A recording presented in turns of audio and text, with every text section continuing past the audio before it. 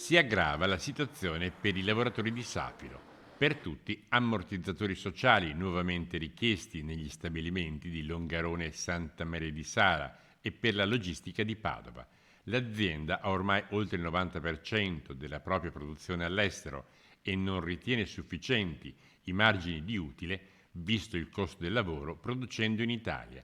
Legittima la preoccupazione di lavoratori e sindacati. Noi stiamo lavorando proprio per evitare che lo stabilimento venga chiuso, però se consideriamo da quella parte lì un pezzo di fabbrica è stata già chiusa, è chiaro rispetto alla gestione degli esuberi e rispetto alle incertezze che ci sono, ma rispetto anche al silenzio da parte di questa azienda, la preoccupazione c'è. Longarone ha già visto dimezzati i lavoratori, scesi da 900 a 490.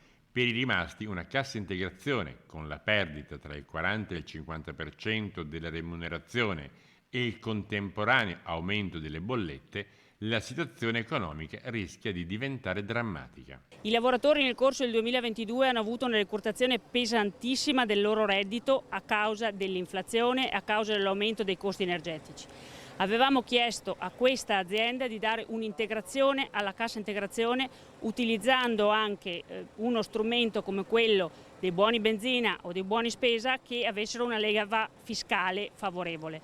L'azienda non ha assolutamente provveduto a questo. Il prossimo 10 novembre le rappresentanze sindacali delle tre unità produttive Safilo di Longarone, Santa Maria di Sala e Padova si riuniranno per studiare e decidere una strategia comune, anche se lo stabilimento montano è quello che oggi preoccupa maggiormente. Le preoccupazioni sono quelle di un futuro non tanto a breve ma nel medio-lungo periodo. Noi vogliamo capire dopo il 2023 cosa succederà a questo stabilimento.